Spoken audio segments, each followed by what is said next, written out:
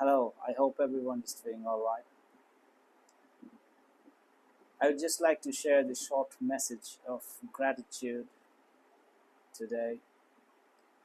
Um, I feel immensely grateful to all the wonderful doctors and nurses and hospital staff and everyone working in this field of medicine and research who are trying to help people and mitigate their suffering, trying and do their best in whatever way they can, whether it's out of their profession, obligation, or uh, out of love, taking care of old people or people who are suffering from various kind of diseases and pain. And it's sometimes very, uh, it's really very unimaginable to think that there are so many painful ways to suffer in this world and feel the pain. I think sometimes there is a difference between pain and suffering. Pain is felt.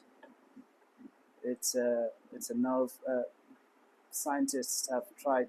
Some people try to differentiate between the two things. That you can go through immense levels of pain, but you do not suffer. You become aloof to suffering, and many saints and sages throughout the ages have proven that. But for common men, for common people like us, I think we are very much jittered and affected by heat and cold um, and different forms of suffering. One very common question that may arise between believers and non-believers is, and maybe it's a very valid question, that when we have, if God is all loving, then why is there so much suffering in this world?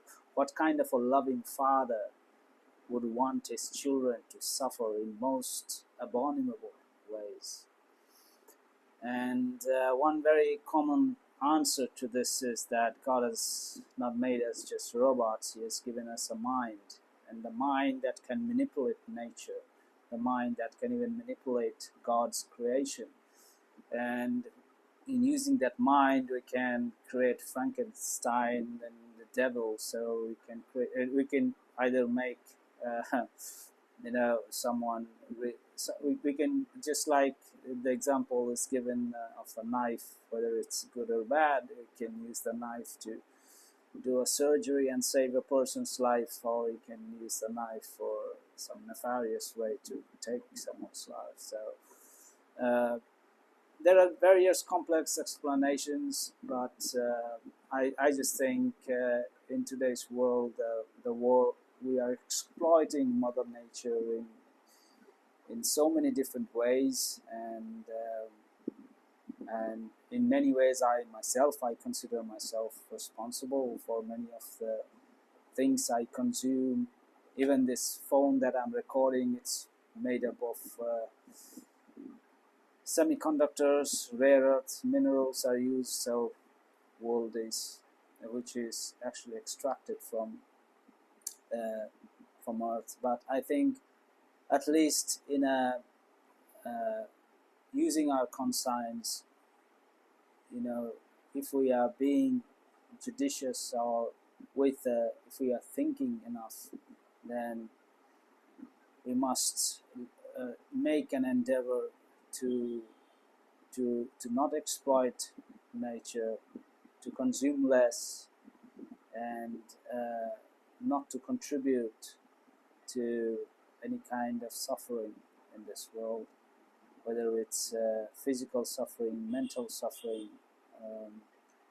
And Sri Krishna describes this world in Bhagavad Gita as the Kalamasvasvatam, that this world is not only a temporary place, but it's a place of suffering, and this is going to exist. We have made breakthrough researches in cancer medication, in so many different forms of diseases, that we have tried to understand this world like never before. We have made such groundbreaking researches in molecular structure, understanding human body, mind, universe, but still, are we able to eliminate pain from this world? No.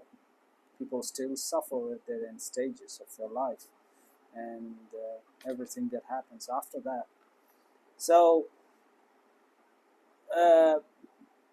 I feel the people who are working in this profession, who are trying to at least prescribe certain medications, do surgeries, or working in this field, in this profession, the doctors, and the nurses, and everyone who is trying to help